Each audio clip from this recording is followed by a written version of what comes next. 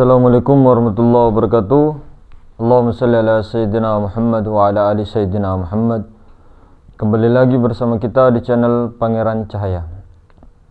Hadirin yang dimuliakan Allah Subhanahu wa taala.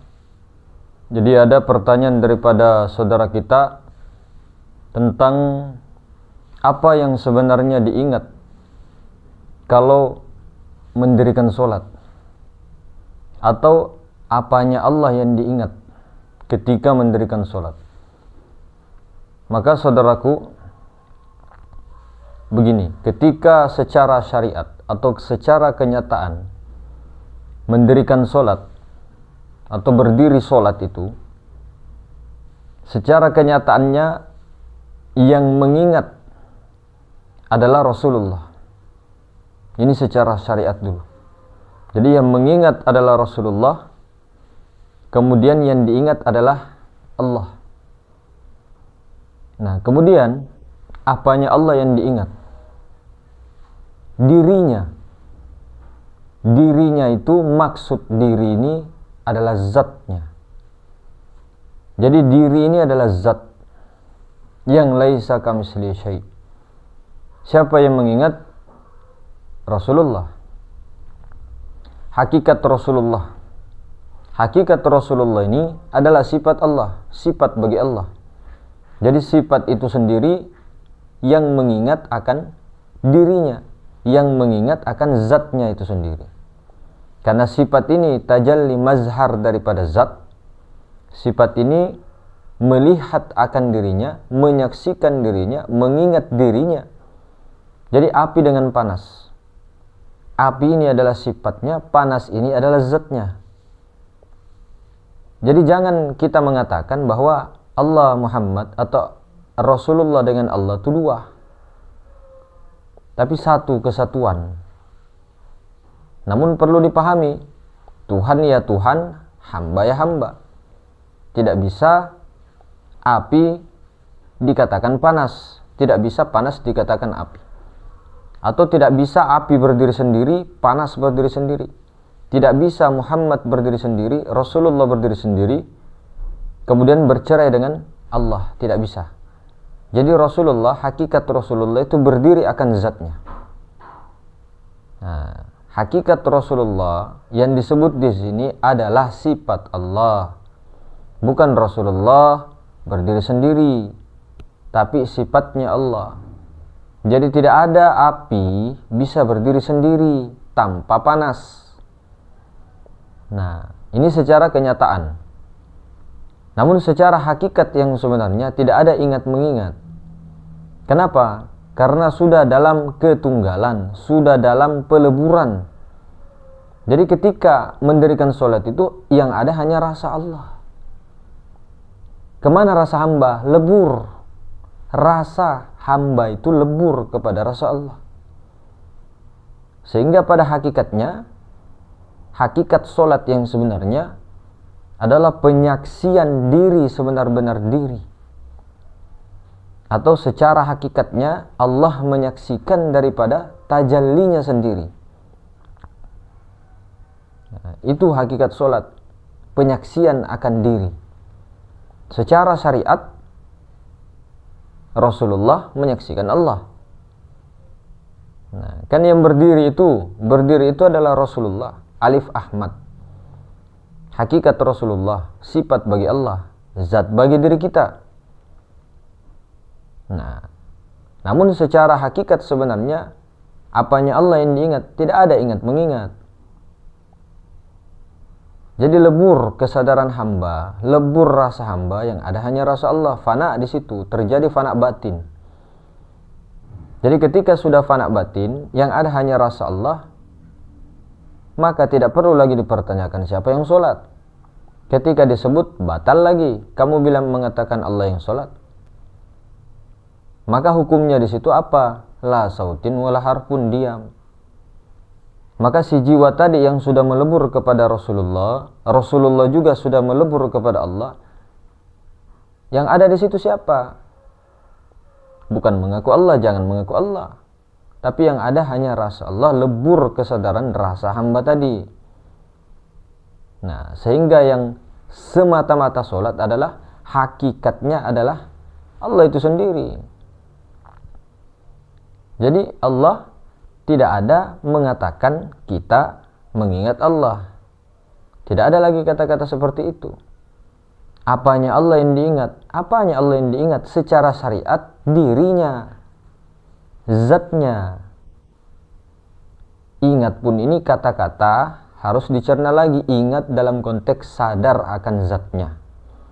Zat yang maha meliputi, yang maha suci. Nah, jadi kalau ada kata-kata apanya Allah yang diingat, ya secara syariatnya ya zatnya yang maha meliputi itu. Namun secara hakikatnya tidak ada ingat mengingat. Karena sudah lebur rasa hamba kepada rasa Allah. Jadi di mana hamba? Di mana letak hamba di situ? Tidak ada lagi rasa hamba di situ. Tidak ada lagi istilah di situ. Lebur sudah. Tidak ada huruf, tidak ada suara. Nah, kemudian disitulah hakikat semata-mata yang bergerak dan diam itu adalah tajalli sudah af'al Allah di situ. Pada rukun fi'liyah. Kemudian yang berkalam tajalli sudah kalam Allah di situ pada rukun qauli. Nah, kemudian rukun qalbinya apa? Hadirnya nurani, hadirnya sir menghadap kepada Allah. Jadi rasa nurani, rasa sir tadi lebur kepada rasa Allah di situ. Itu rukun qalbi. Allah semata-mata, rasa Allah semata-mata. Tidak ada lagi rasa hamba. Maka ketika mengerjakan ibadah seperti ini secara terus-menerus, mendirikan sholat, dilatih terus-menerus seperti itu, maka nanti suatu saat akan semakin lezat, semakin lezat. Dan bahkan tidak lagi memikirkan dunia di dalam sholat. Tidak lagi memikirkan sesuatu di dalam mendirikan sholat. Karena apa? Sudah lebur. Kalau rasa Allah yang ada, fana fillah, lebur dalam ketunggalan ahadiyah, tidak ada lagi yang dipikir-pikir, tidak ada lagi yang dirasa-rasa di situ. Sudah fana batin, yang ada hanya rasa Allah semata-mata. Nah, kalau masih ada sesuatu yang terlintas di pikiran kita, di perasaan kita, bisik-bisik dan sebagainya, itu berarti belum fana fillah. Itu masih musyahadah. Namun awal daripada fana itu memang musyahadah. Nah, musyahadah dulu secara terus-menerus sehingga Allah beri hadiah namanya fana. Kalau orang sudah fana, tidak ada pikirannya bekerja. Tidak ada lagi dia mengingat sesuatu. Itu orang ciri-ciri sudah fana, itu begitu. Jadi kalau masih ada lintasan-lintasan, nah, pikiran-pikiran masih berjalan, itu bukan fana. Nah, namun ketika fana batin, jangan dikatakan seperti orang pingsan atau seperti mabuk, tidak. Sadar sesadar-sadarnya, namun rasa yang ada rasanya itu rasa Allah. Bukan seperti orang pingsan, orang mabuk atau tidak tahu arah, tiba-tiba langsung salam dan sebagainya. Tidak. Rasanya sadar sesadar-sadarnya, namun rasa di situ rasa Allah. Tidak ada lagi pikiran ke sana kemari, perasaan ke sana kemari. Bagaimana caranya? Dilatih. Disitulah jihadnya, disitulah peperangannya, dilatih. Tidak serta-merta belajar ilmu ma'rifat langsung mau salam, assalamualaikum, assalamualaikum, tidak ada yang dipikir, tidak. Semuanya dilatih. Yang penting itu ikhtiarnya dengan Rasulullah, supaya tidak ada keakuan nafsu ananiyah. Ikhtiar terus saja, riyadhah diulang-ulangi, mujahadah, riyadhah terus diulang-ulangi, musyahadahnya diulang-ulangi. Baik itu di dalam mendirikan sholat 5 waktu, dalam sehari-hari juga sholat daimnya dilatih terus, belajar sholat daim. Sholat daim itu apa? Penyaksian, hadir hati kepada Allah, hadir sir, menyaksikan Allah zat yang wajib al-wujud. Nah, jadi seperti itu, tidak serta-merta instan, tidak. Prosesnya itu yang dilihat. Lakukanlah terus proses itu dengan meleburkan ke Rasulullah, biar Rasulullah yang musyahadah kepada Allah. Sehingga nanti diberi hadiah. Kalau Allah beri rahmat, Allah beri hadiah, maka difanakanlah dirinya di dalam mendirikan sholat. Bahkan fana batinnya itu bisa lama. Nah, dengan apa berlatihnya? Dengan musyahadah. Bagaimana cara musyahadah? Sebelum musyahadah wajib untuk belajar ilmu ma'rifatnya dulu, baru musyahadah. Musyahadah ini bukan ilmu lagi, tapi dia sudah masuk di amal ma'rifat. Jadi amal ma'rifat ini yang paling penting juga. Setelah ilmu, amal ma'rifat. Amal ma'rifat ini menghasilkan fanafillah. Jangan lihat dulu hasilnya. Kita baru berjalan, misalnya kita mau naik 100 tangga misalnya, atau 10.000, 70.000 tangga. Kita baru tangga pertama sudah ngotot, sudah bernafsu. Oh, bagaimana caranya saya sampai tangga 70.000? Kemudian enak. Tidak begitu. Pelan-pelan dimusyahadahkan terus. Nah, supaya tidak ada anania di situ, dalam musyahadah jangan sampai si jiwa yang musyahadah kepada Allah.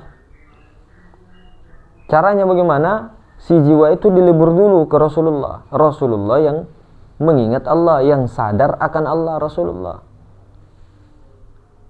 Nah, apalagi di dalam konteks mendirikan sholat, di dalam tahiyat, itu hanya Allah, Rasulullah, Allah, Rasulullah. Kalaupun ada Ibrahim, ya Rasulullah juga. Tidak ada lagi di situ rahmat Allah, rahmat yang sholat Allah. Tidak. Tapi Rasulullah. Nah, maka yang berdiri betul-betul itu alif, bertubuh alif lah di situ. Baru alif bening itu,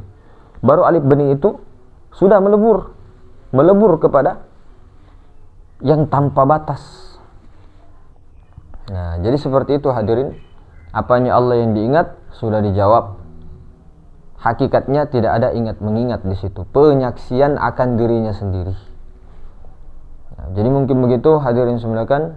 Lebih dan kurangnya, Assalamualaikum warahmatullahi wabarakatuh.